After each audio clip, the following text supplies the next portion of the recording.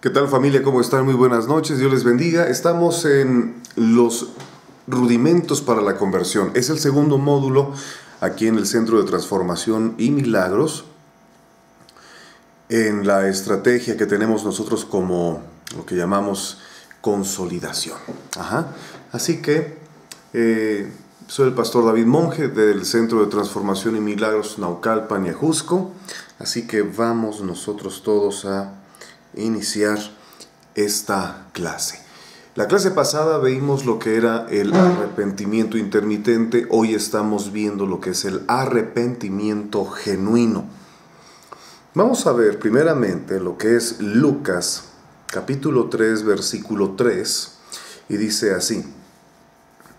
Dice la escritura: y él fue por toda la región, hablando de Jesús, contigua al Jordán, predicando el bautismo, hablando de Juan el Bautista,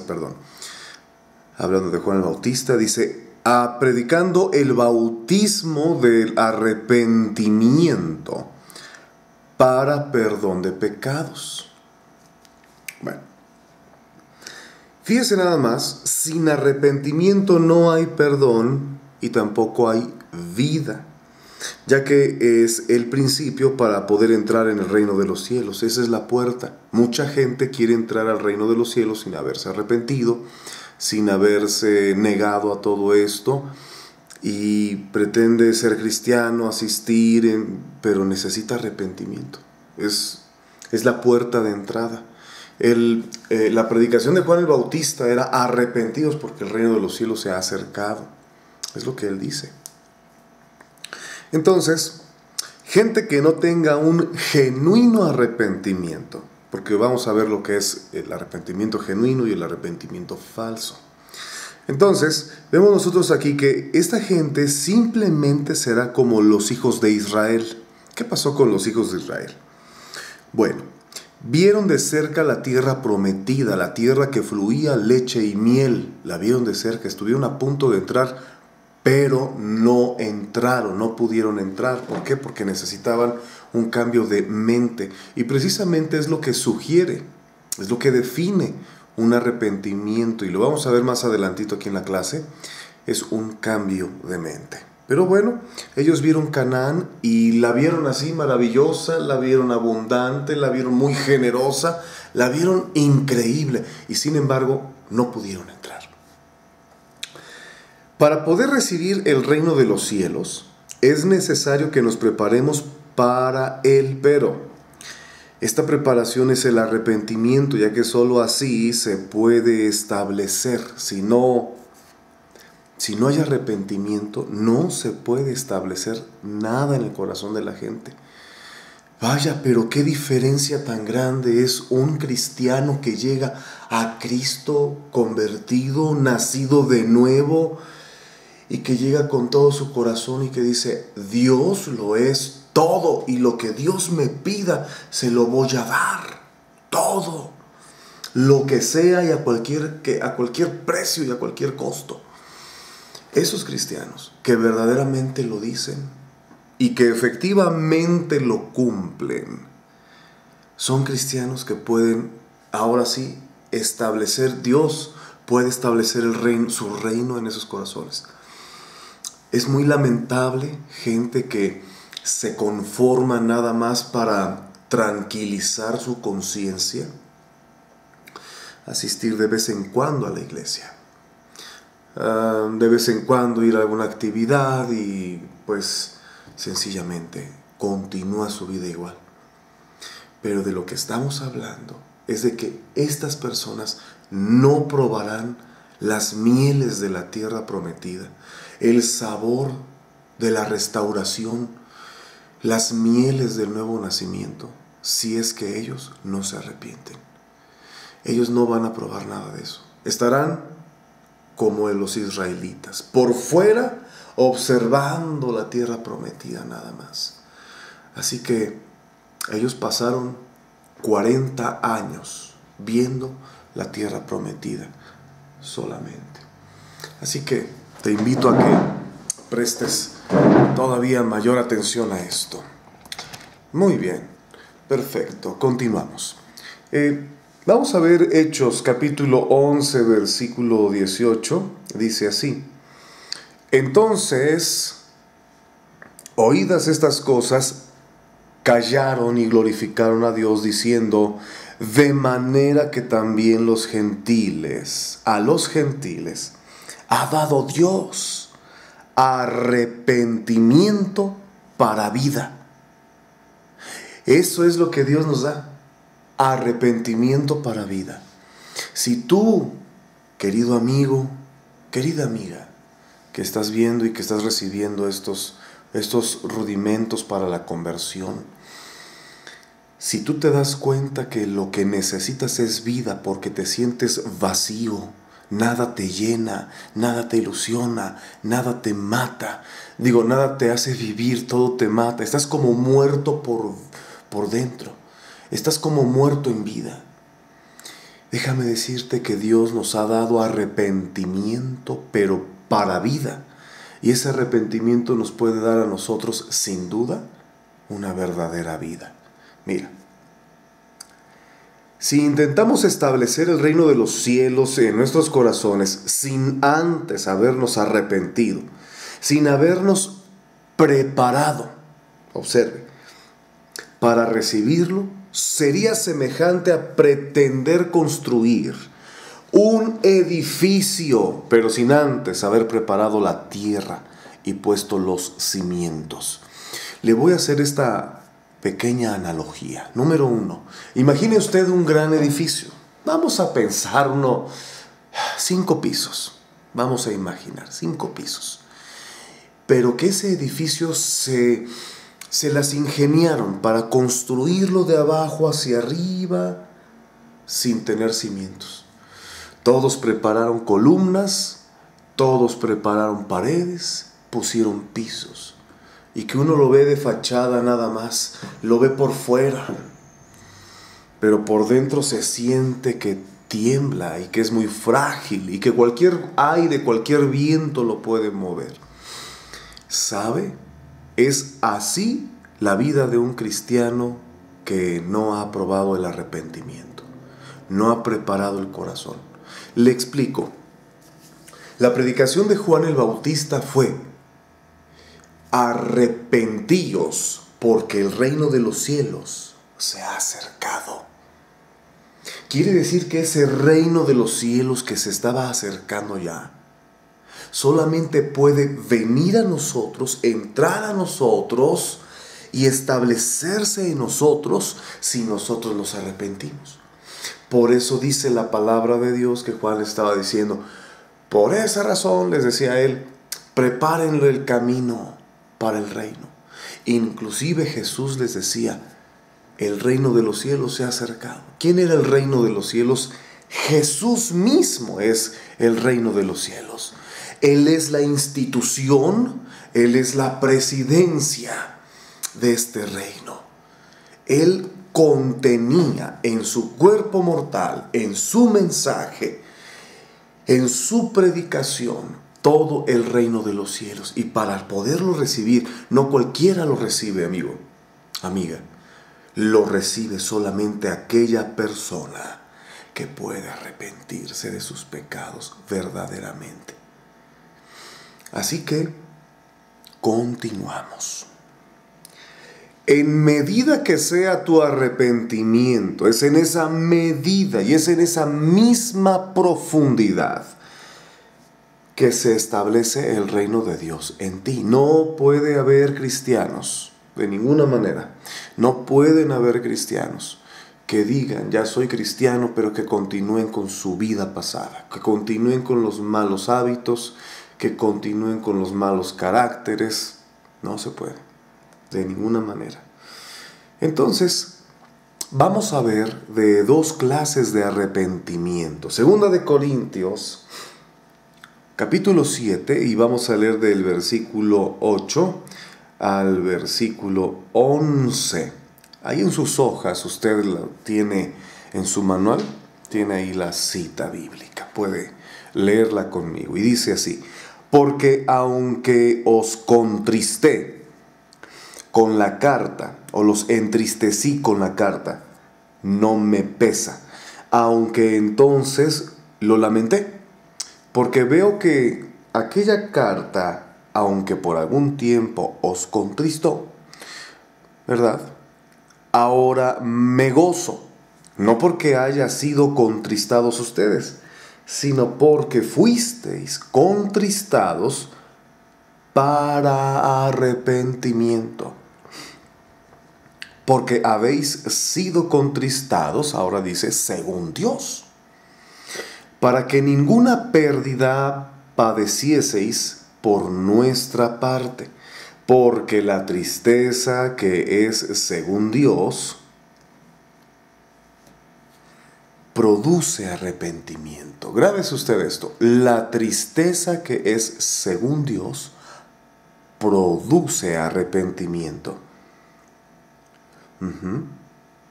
Para salvación, de que no hay que arrepentirse, pero la tristeza del mundo, escuche bien, produce muerte. Hay dos tristezas. La tristeza del mundo produce borracheras, produce venganzas. La tristeza del mundo produce coraje, la tristeza del mundo produce envidia, la tristeza del mundo produce codicia, produce frustración. Pero la tristeza que es según Dios produce arrepentimiento y una sanidad en el corazón increíble, impresionante. Versículo 11 dice así: porque he aquí esto mismo de que hayáis sido contristados según Dios, ¿qué solicitud produjo en vosotros? ¿Qué defensa? ¿Qué indignación? ¿Qué temor? ¿Qué ardiente afecto? ¿Qué celo? ¿Y qué vindicación? En todo os habéis mostrado limpios en el asunto. Fíjese nada más lo que dice la Biblia. Todo eso es lo que produce el verdadero arrepentimiento, el arrepentimiento genuino. Entonces, vamos a ver qué le parece el segundo arrepentimiento. El segundo es, dice la Biblia, según el mundo, y es tristeza para muerte. El primero lo llamaremos arrepentimiento genuino, el de Dios, el que produce vida para salvación. Y al segundo lo llamaremos remordimiento, que solamente es algo que está torturando a la gente y no lo saca de ahí más que lo embota y lo hace entrar en un círculo vicioso, ya que lo único que produce pues es muerte, bien sabemos. Vamos a ver el remordimiento. ¿Qué ejemplo nos da la palabra de Dios? En Hechos capítulo 1, verso del 16 al 18, lo leemos así: varones hermanos, era necesario que se cumpliese la escritura en que el Espíritu Santo habló antes por boca de David acerca de Judas, que fue guía de los que prendieron a Jesús. Y era contado con nosotros, y tenía parte en este ministerio, hablando de Judas. Este pues, con el salario de su iniquidad, adquirió un campo, y cayendo de cabeza se reventó por la mitad. ¡Qué tragedia! Y todas sus entrañas se derramaron. ¡Qué terror! Fíjese nada más. Vamos a analizar este texto. ¿Por qué razón? Porque cualquier persona que analiza la muerte de Judas, pues va a decir, no, pues es que se entregó a una tragedia. Estaba realmente arrepentido. Pero no, vamos a verlo. El remordimiento pretende convencer a la gente de que va a cambiar, ojo, y lo demuestra con actos extremistas como Judas lo hizo, atentando contra su propia vida. Fíjese, esta clase de personas montará, fíjese usted, gente que, usted puede reconocer a la gente que no está arrepentida, sino que solamente tiene remordimiento y quieren escuchar de usted el perdóname. Quiere escuchar de Dios y tranquilizar un poco su conciencia. ¿Cómo lo hacen? Lo hacen del mismo modo que lo hizo Judas. ¿Cómo? con actos extremistas. Observaremos eso nosotros, actos extremistas. Aquí está. Actos extremistas. El remordimiento contra su propia vida. Esta clase de personas montará toda clase de escenas para convencer a Dios y hombres de lo que no existe, de un arrepentimiento genuino. Los observaremos con tristeza, pero no con cambios. Los vamos a ver tristes, los vamos a ver afligidos. Podemos inclusive, los podemos ver nosotros, demacrados, pero no los vamos a ver arrepentidos. Mire usted. Montará toda clase de escenas para convencer a Dios y a los hombres de lo que no hay, de un arrepentimiento genuino. Se quedarán estancados en esa tristeza durante mucho tiempo y estarán ellos nada más viendo la manera en la que puedan figurar con sus actos extremistas y sus escenas.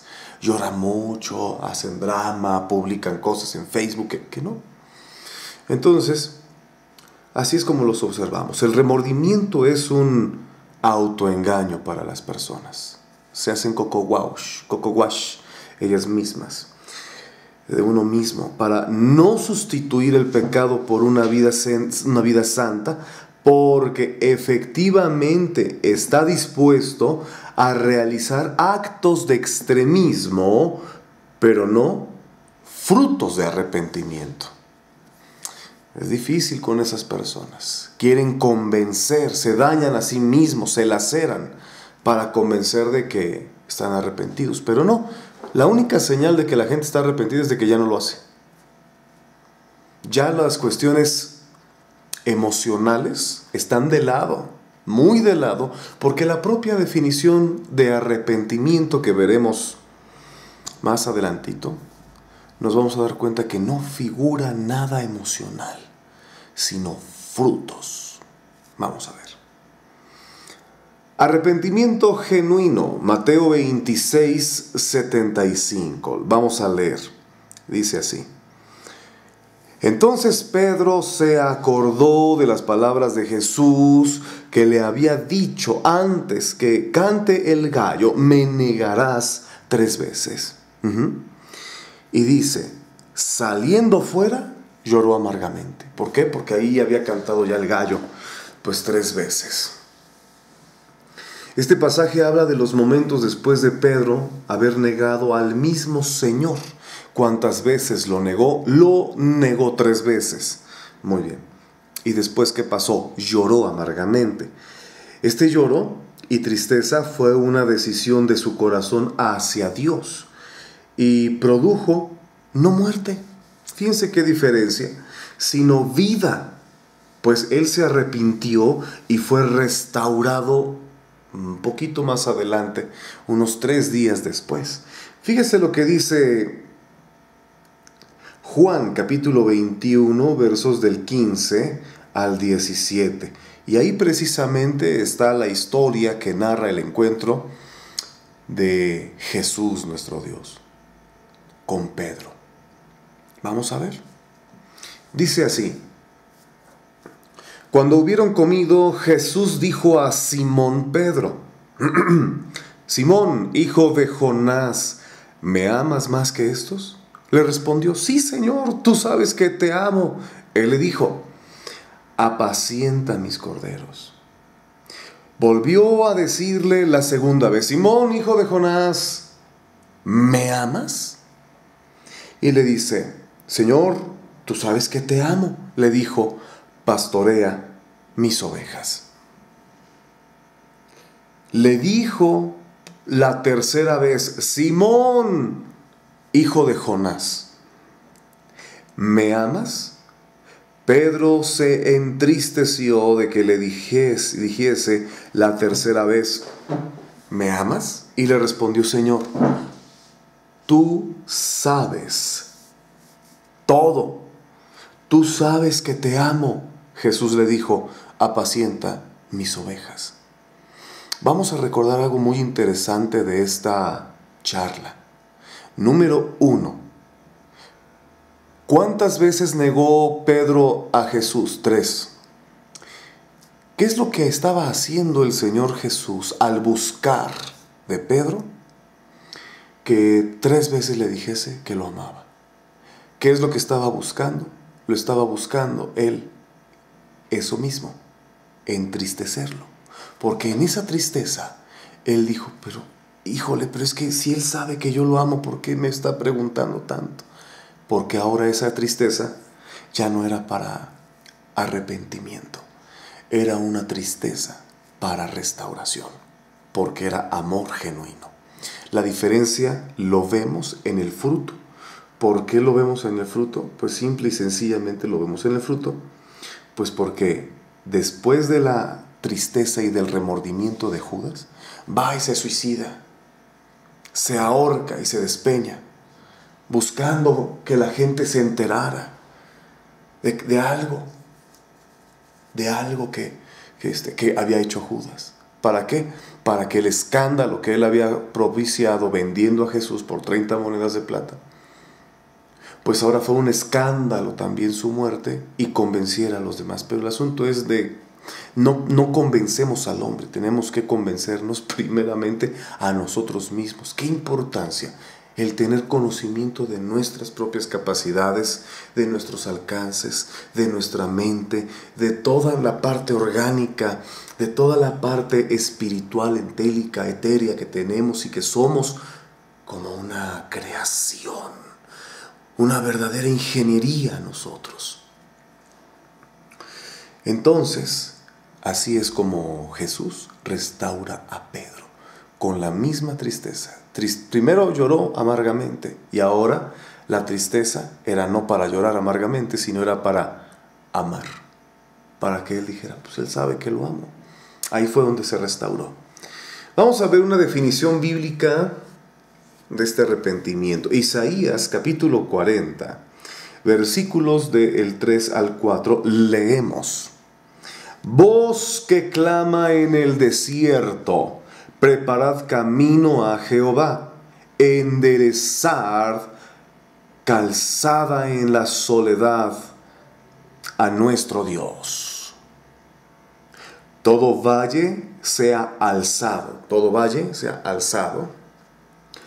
y bájese todo monte y collado, y lo torcido se enderece, y lo áspero se allane.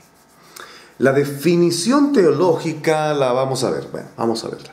Para arrepentimiento es una palabra griega que significa metanoia.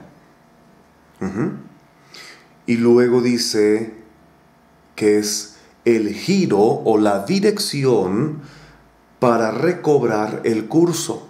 Metanoia era un giro, noia, meta, trascender más allá de, noeo, era el giro que hacía que se reconviniera el barco. Si es que se estaba desviando unos grados y había avanzado nudos, esos pequeños grados que se desviaba hacía que se fueran. Entonces la situación es que ellos tenían que ser un noeo, un noia, un giro, para que ellos pudieran recobrar el camino. Ellos se arrepentían de la dirección que estaban tomando y reconvenían el curso. Fíjense nada más los marinos. Vamos a ver nosotros giro de dirección para recobrar el curso. Ok. Sin embargo, vamos a ver, esta es una definición teológica, sí, muy buena, nos ilustra, pero vamos a ver cómo la Biblia está el cuadro más completo en el Nuevo Testamento. ¿Por qué? Porque la ley que estaba en el Antiguo Testamento no buscaba nada del corazón, buscaba hechos, y en el Nuevo Testamento buscan fruto, va más allá de. Entonces, vamos a ver Lucas capítulo 3, versículo 5. Fíjese usted, lo mismo que decía el profeta Isaías, lo dice ahora Lucas, el evangelista Lucas. Vamos a ver Lucas capítulo 3, verso 5. Fíjese, lo está citando. Dice, todo valle se rellenará y se bajará todo monte y collado. Los caminos torcidos serán enderezados y los caminos ásperos allanados. Esto es el verdadero arrepentimiento que nosotros podemos encontrar. Imagínese usted, el valle. ¿Qué es el valle? Es el espacio que está entre dos montañas. Una montaña, valle y montaña. Entonces el valle es aquí. Casualmente en los valles era donde se estancaba el agua y había mucha cosecha. Era donde utilizaban ellos para poder sembrar. Pero dice la palabra de Dios que los valles se van a subir, los montes se van a bajar, lo que esté torcido se va a enderezar y lo que esté áspero se va a allanar. ¿Qué significa? Imagínese usted hablando con estas metáforas de un camino y comparando un camino. Ahora, mire usted, tremendo. Está ahora hablando de una vida. ¿Qué quiere ver? ¿Qué quiere decir cada uno de estos aspectos que el valle, etcétera? Fíjese, número 1, todo valle será alzado. Los valles son las partes más bajas de los espacios entre la montaña y la montaña, y significa que nuestros pensamientos deben alzarse a los pensamientos de la palabra de Dios. Mientras que la gente estaba muy cómoda en sus valles, en su abundancia, en su prosperidad, ¿qué es lo que eso impide? Ese arraigo a la tierra, ese arraigo a lo material, a esta dimensión material, evita que tengamos los pensamientos como Dios piensa y la mente de Dios. Es increíble, es el universo completo. Y Dios ha compartido sus pensamientos con nosotros. Entonces, nuestros valles, nuestras mentes deben dejar lo terrenal y empezar a adquirir lo celestial. Número 2. Bájese todo monte y collado. Son las partes más altas y tienen que ver con el orgullo. Mire usted. La altivez, la arrogancia que impiden la obra de Dios en nosotros. Eso debemos de ser nosotros humildes. ¿Qué quiere decir eso? Los montes. Bueno, sí, los montes son figura y tipo de conexión con Dios porque es en donde subía Moisés al monte y conectaba con Dios. Pero los montes eran también los lugares a donde el pueblo de Israel huía cuando eran atacados y desde arriba ellos eran fuertes. Por eso el pueblo de Israel no peleaba con carros herrados, sino solamente a caballo y a pie. Era como peleaban ellos, no tenían carros. ¿Para qué? Para que su fuerza no fuera la de ellos, sino fuera la de Jehová, la de Dios. Entonces, hoy estamos observando nosotros que cuando alguien como dice la Escritura, se sube a sus montes, o que todo monte tiene que ser bajado ahora, pues simple y sencillamente quiere decir que debemos de dejar nuestros lugares fuertes, todo aquello que nos condecore, todo aquello que nos habilite la fama, las fortunas, tenemos que dejarlos en nuestra conciencia. No en nuestra conciencia propia, sino en una conciencia de qué somos nosotros en la mente de Dios y en el corazón de Dios. ¿Quiénes somos nosotros sin el Espíritu Santo? Y veamos nosotros si somos verdaderamente fuertes. Pero cuando lo reconozcamos, entonces quiere decir ahora que todo lo que estaba arriba y estaba fuerte en nosotros ha sido bajado. ¿Y qué significa humillarse? Porque quiere decir que el único fuerte es Dios, y eso también es arrepentimiento. Vamos a ver, vamos a continuar. Dice la Biblia, lo torcido se enderece. Habla de los caminos. Bueno, las conductas se ajustan a la Biblia y no debemos de pretender nosotros que la Biblia se ajuste a nosotros. Alguna ocasión una persona me decía, pero pastor, ¿por qué mi esposa se queja tanto de mí? Si yo no soy el mismo, yo no soy el mismo que era antes, he cambiado. Sí, ha cambiado, pero no se trata de que cambies, sino que se trata de que seas transformado a la imagen de Jesús.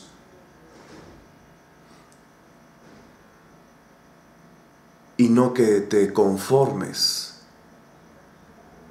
solamente.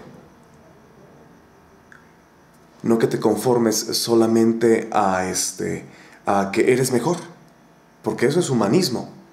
Eso es lo que dice el desarrollo personal. Eres mejor, sé la mejor versión de ti. No, el cristianismo tiene que ver con una trastornada de mente para una transformación de tu ser. Pero no es una transformación en un hombre superdotado, sino es una transformación semejante a la del Hijo de Dios. Esa es la meta. La meta no es de que seas mejor persona. La meta es que seas transformado a la imagen de Cristo. Luego continúa. Esas son las actitudes. Y luego dice, lo áspero se allane. ¿Qué significa lo áspero? Carácter. ¿Por qué decimos carácter? Y eso tiene que ver con el arrepentimiento también. Una persona que se ha arrepentido, número uno, fíjese nada más, se ha humillado delante de Dios. Número dos, ha dicho que lo único fuerte es Él. Y que uno solamente somos barro en sus manos. Somos polvo, nada más. Con un soplo del aliento de la boca de Dios. Nada más. Una persona que se ha arrepentido va a enderezar sus caminos, por supuesto, sus costumbres, sus hábitos o sus conductas, sus actitudes. Pero lo áspero se allane ya no tiene que ver con enderezar lo que está torcido, sino que lo áspero tiene que ver con textura, algo más detallado. Entonces Dios se va más al corazón y tiene que irse a que no solamente las conductas, porque no somos un grupo de autoayuda, somos un grupo de transformación cristiana. Y lo que Dios, el Espíritu Santo, transforma es el corazón, es el carácter. No solamente son las conductas, es el carácter que debe de ser allanado por la obra del Espíritu Santo en nosotros. Vamos a ver un ejemplo bíblico de este arrepentimiento que le estoy hablando. Veamos. Ahí en sus hojas lo leen. Lucas 3, capítulo 3, versos del 8 al 14. Vamos a ver, fíjese. Las señales de un arrepentimiento. Vamos a ver. Dice esto. Haced pues frutos dignos de arrepentimiento. Frutos dignos. ¿Por qué la prueba es el fruto? Porque un fruto solamente se puede dar de lo que hay verdaderamente en las raíces y en las ramas y en el tronco. Esa es la esencia visible del árbol. No comencéis a decir dentro de vosotros mismos, tenemos a Abraham por padre, porque os digo que Dios puede levantar hijos a Abraham aún de estas piedras. Dice, y ya también el hacha está puesta a la raíz de los árboles. Por tanto, todo árbol que no da buen fruto se corta y se echa en el fuego. ¿Por qué razón a las raíces? Pues precisamente porque las raíces son las que nos dicen a nosotros cómo está el fruto. Las raíces absorben. Si el fruto está mal, no se tiene que quitar el fruto, nos tenemos que ir a las raíces. Unas personas dicen, oh, mira este árbol. Sí, un árbol, allí está el árbol y mira, tiene un fruto muy malo. En serio, tiene un fruto muy malo. Quita el fruto y ya nadie se da cuenta. Y vuelve a salir el fruto. Quiten las ramas y ya no vuelve a darse cuenta nadie de esto. Y lo ocultan. Pero vuelven a salir las ramas. Corten el tronco. Vuelven a salir el tronco, las ramas y el fruto. ¿Qué es lo que hace Dios? Quita la raíz, nos quita totalmente y nos da ahora una nueva simiente, nos da el nuevo nacimiento. Esa es la clase de cristiano que está combatiendo contra su propia naturaleza carnal. Y la Biblia no nos dice a nosotros que es más efectivo no solamente combatir, sino hacer pues morir en vosotros lo terrenal, las obras de la carne. No seamos, que no fuésemos nosotros, que no participemos de las obras de la carne, que no alimentemos a la carne con sus apetitos. Entonces, por esa razón, es que ese es el ejemplo de un cristiano que está combatiendo contra su propia naturaleza. No se ha muerto a esa naturaleza, no se ha arrepentido, y por supuesto que si no se arrepiente, el reino de Dios no llega a su vida. Y se le pueden pasar años y necesita un verdadero y un genuino arrepentimiento. Fíjese nada más, qué increíble es toda esta luz. Vamos a ver ahora Lucas 19, continuamos. Versículos del 5 al 9. No terminamos de leer Lucas 3 del 8 al 14. Fíjese, vamos a ver. Y la gente, Lucas 3, versículo 10. Y la gente le preguntaba diciendo, entonces, ¿qué haremos? Fíjese, arrepentimiento significa, ¿qué haremos? Y respondiendo les dijo, el que tiene 2 túnicas dé al que no tiene, y el que tiene que comer haga lo mismo. Vinieron también unos publicanos para ser bautizados y le dijeron, Maestro, ¿qué haremos?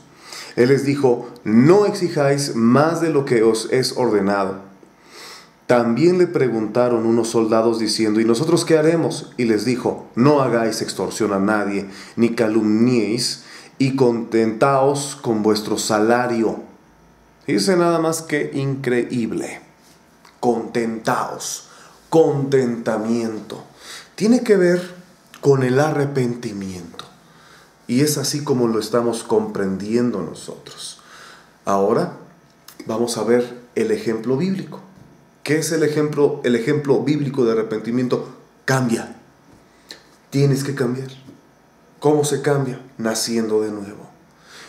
Verdaderamente arrepintiéndote y verdaderamente quemando los barcos que se queden en el otro lado. Verdaderamente arrepintiéndose y entregando todo el corazón al Señor. Punto. Y así avanzas más en un mes que ni en 10 años. Fíjate, Lucas 19 del 5 al 9 dice así. Cuando Jesús llegó a aquel lugar, mirando hacia arriba le vio y le dijo, Zaqueo, date prisa, desciende, porque hoy es necesario que pose yo en tu casa. Entonces él descendió a prisa, corriendo, y le recibió gozoso. Recibió a Cristo con gozo. ¿Sabe qué es eso? Gozo de la salvación. Eso nos pasa a nosotros. Pero no solamente se quedó en el gozo de la salvación. Fíjese. Al ver esto todos murmuraban diciendo que había entrado a posar con un hombre pecador, porque lo conocían. Entonces Zaqueo, puesto en pie, dijo al Señor, he aquí, Señor, la mitad de mis bienes doy a los pobres, y si en algo he defraudado a alguno, se lo devuelvo cuatriplicado. Jesús le dijo, hoy ha venido la salvación a esta casa, por cuanto él también es hijo de Abraham. ¿Sabe cuál es la señal de una persona que está arrepentida verdaderamente? Esto mismo. Número 1, gozo de la salvación. Se siente liberador. Y número 2, la persona que dice, ok, hice esto, yo lo restauro. Yo lo rompí, yo lo pago. Restaura lo que rompió. Una persona que está arrepentida se dedica a ir con las personas y le dice, perdóname, el reino de los cielos ha llegado a mi vida. Eso es lo que dice la Escritura. Así que, bueno, esta fue una clase de arrepentimiento genuino. Que Dios te bendiga. La siguiente clase es un manjar también. Cortita, pero es un gran manjar. Dios te bendiga.